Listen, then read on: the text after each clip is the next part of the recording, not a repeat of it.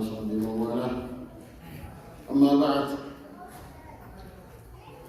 فهذا هو الدرس الثاني من مادة تفسير الكتاب العزيز. إذن فنشرح في درس اليوم. درسي الرانتنا قرب المتخيل كان تفسيرها كان الرانتناتي كان تركان بنتعنا ليتا. في هذا الدرس الثاني مسألتان. المسألة الأولى أسماء الفاتحة. المسألة الثانية مميزات الفاتحة.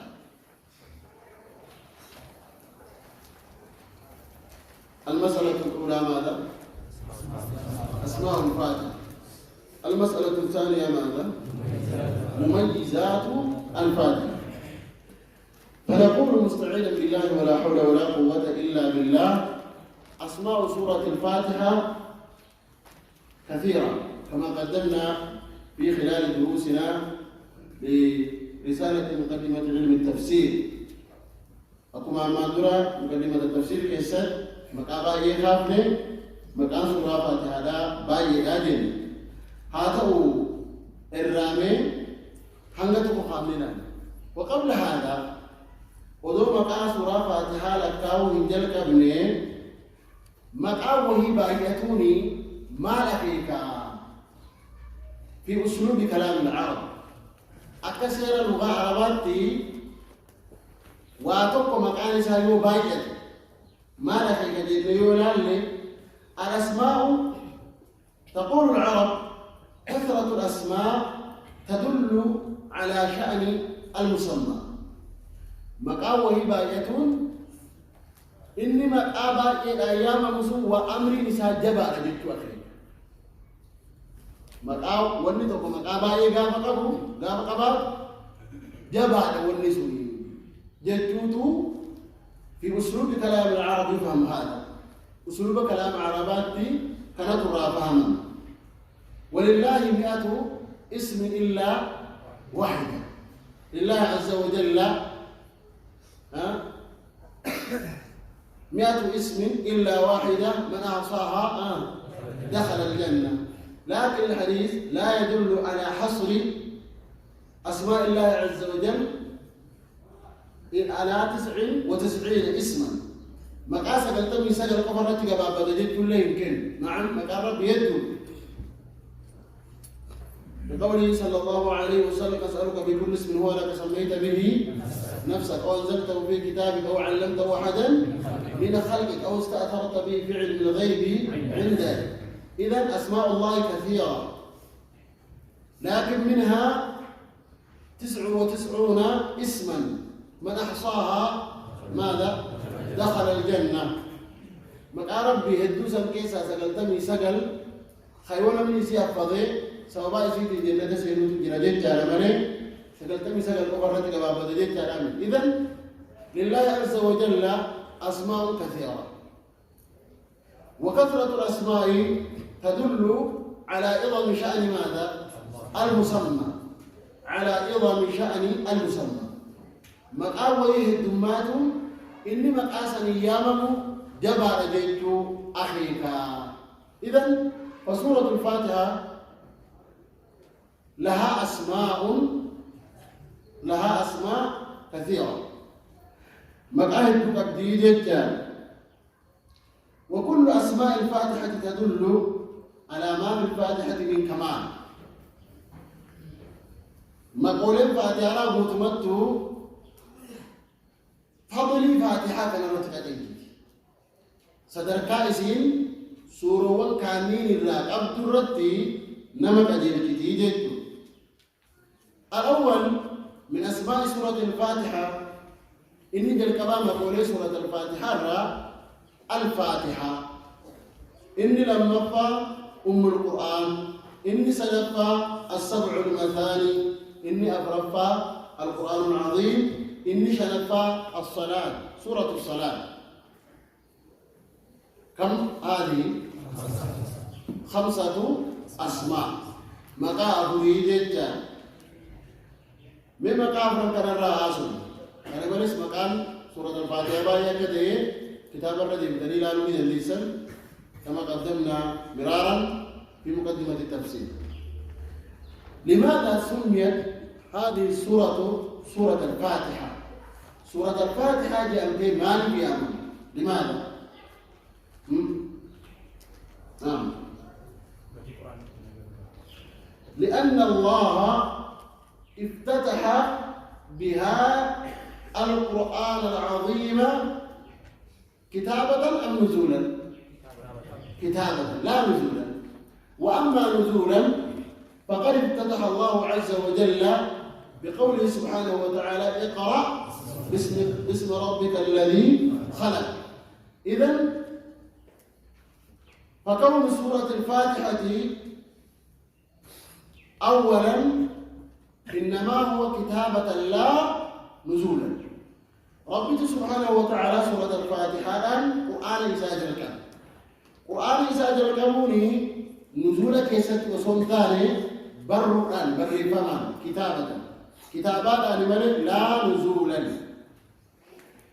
كتابات يوكين برقان جل أبا قرآناتهم إسي يدل على عظم شأنها.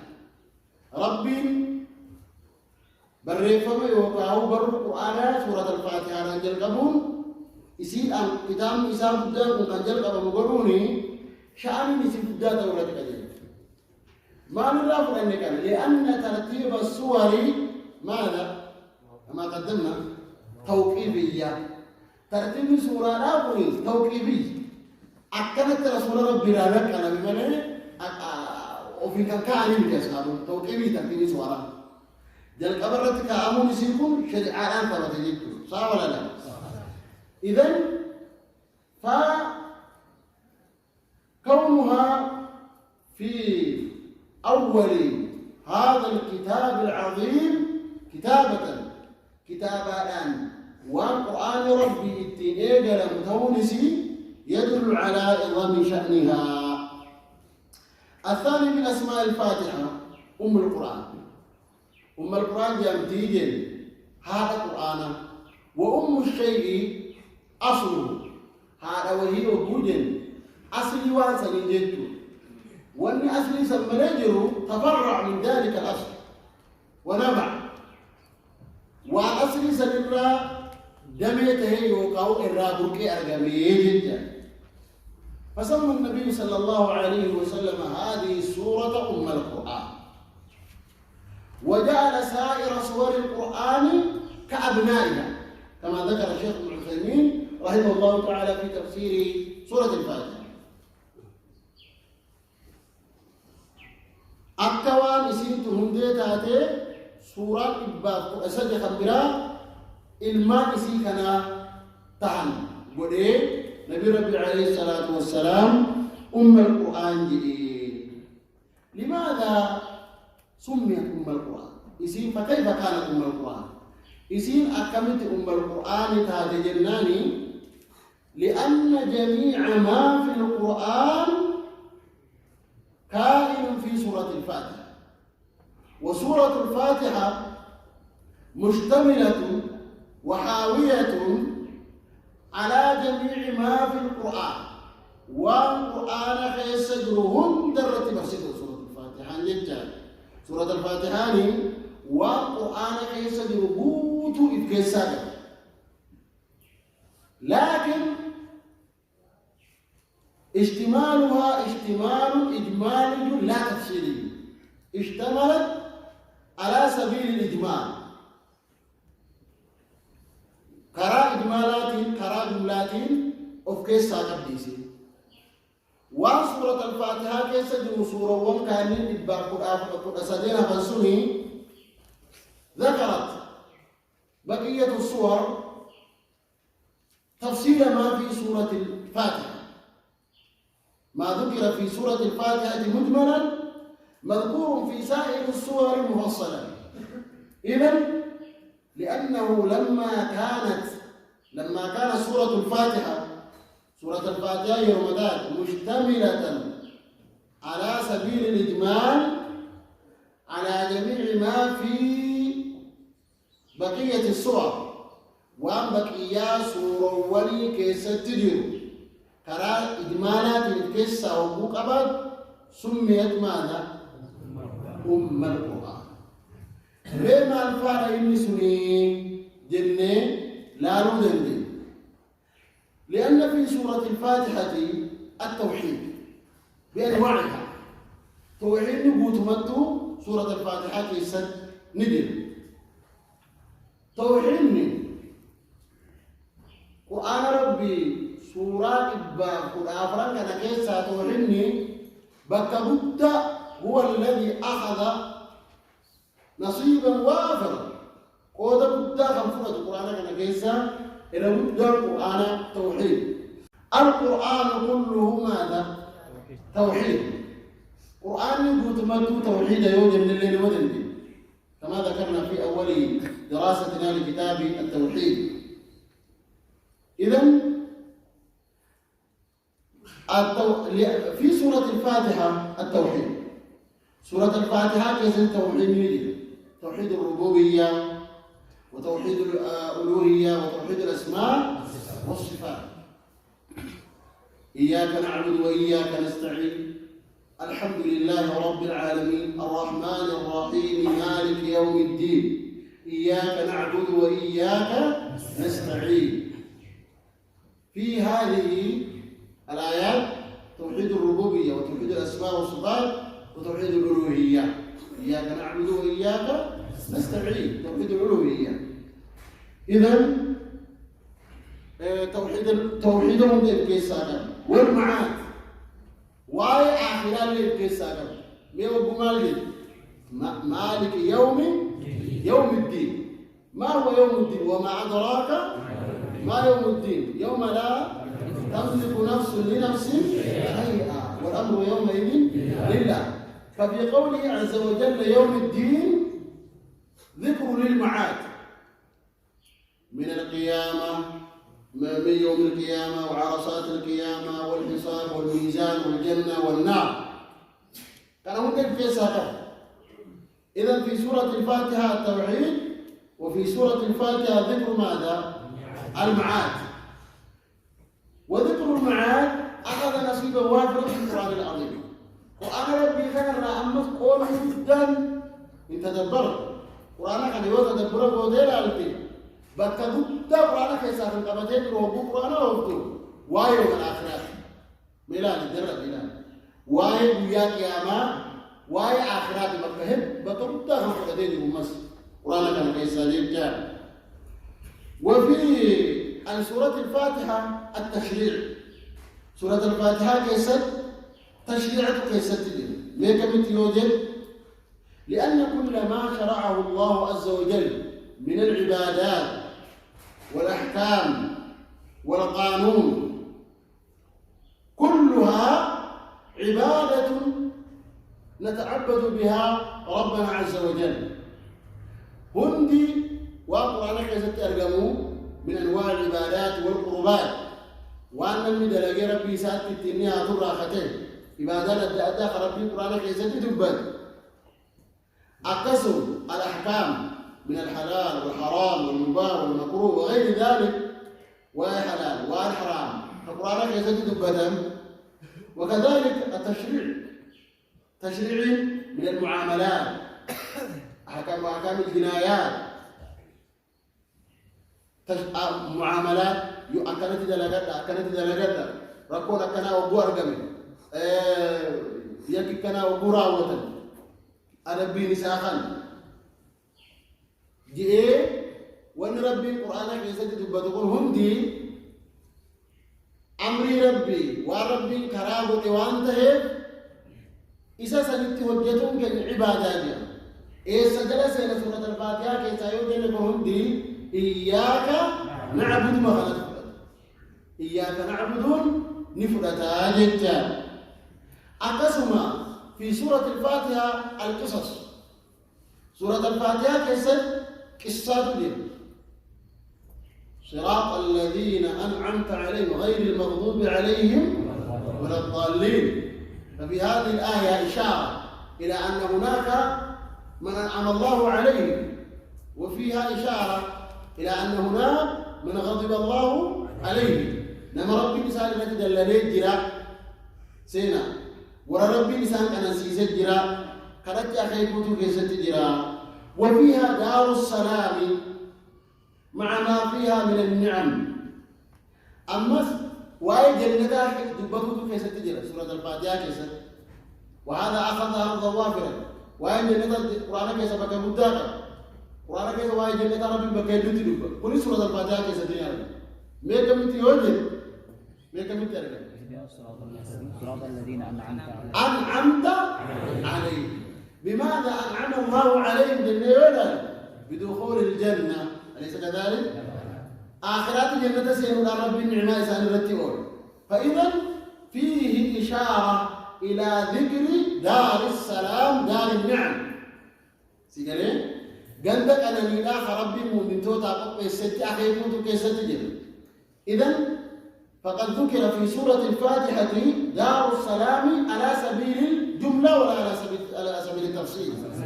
على سبيل الجملة على سبيل الجملة دار السلام ربنا سكيسة بديت لديت وفيها دار البوار قند هناك قند إبدا خجن له سورة الفاتحة كيسة دبتما حيث قال غير المغضوب عليهم ولا الضالين غير المغضوب عليهم ولا الضالين ولا الضالين الضالين أين مأواهم؟ ورد التونس النار إذن في سورة الفاتحة ذكر دار البوار قلد هناك قلد لم ربي تشرك سيس قلد لم بدعاء دلقي قلد لم حرام دلقي لم قال ربي تبسم قلد لم القرآن حديث أنبلو دي أقول له دبتهم سورة الفاتحة كان كيست أرقمين درجة تورا إذن وغير ذلك كان منس والقرآن كيست تدر على سبيل الإجمال كرا إجمالات سورة الفاتحة نكون أفكيسا قدي ولهذا قال النبي صلى الله عليه وسلم أم القرآن وأم الكتاب هذا القرآن والذي أمام سورة أكنت إجمال ما لله ما انتهى كرم إجمالات لله تو سورة سورة الفاتحة وقرآن كان كيس جرو هند ولتقبت هنجرو وجدت مع قصر آياتها ومع كون آياتها 7 آيات فقط آياتهم نيسي آيات ربك الجباب تتاتي بجاته الأودين سورة كان هنجرو جنجو ولهذا أوجب الله عز وجل على كل مصل أن يقرأ سورة الفاتحة وهي ركن من أركان الصلاة كانوا ما هو هذا كان تقول الدين الرابع القرآن العظيم ولقد آتيناك 7 من المثاني والقرآن العظيم نعم الثالث 7 المثاني سنفهم مقاييسنا 7 المثاني آياتون تربا ديبتوتا تثنى أي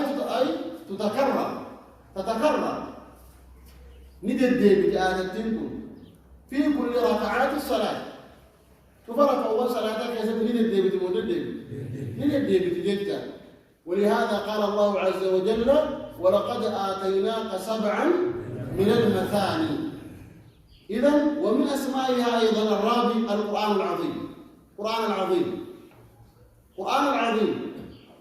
اسم سورات وقفته لا وجه فتسمى ماذا؟ القرآن العظيم اسم القرآن العظيم لما فيها جميع ما في سائر السور والنسور والحفم كيسة جربوت واسم قفة كيسة جرب فتسمى ماذا؟ القرآن العظيم قرآن بدا جاءت سورة نياما كما في الحديث وتسمى أيضا الصلاة سورة الصلاة اللي جاءت اسم نياما تيجت كما في حديث أبي هريرة رضي الله عنه في الحديث القدسي قال الله عز وجل أن النبي صلى الله عليه وسلم قال قال الله عز وجل: قسمت الصلاة بيني وبين عبدي نصفين. قسمت الصلاة أي سورة الفاتحة، فسمى الله عز وجل سورة الفاتحة بماذا؟ الصلاة. صلاة جيسية ما لي لما أن الصلاة لا يسمى صلاة إلا بقراءتها كما في الحديث: صلاة لم يقرأ فيها بأم الكتاب فهي خداع. أين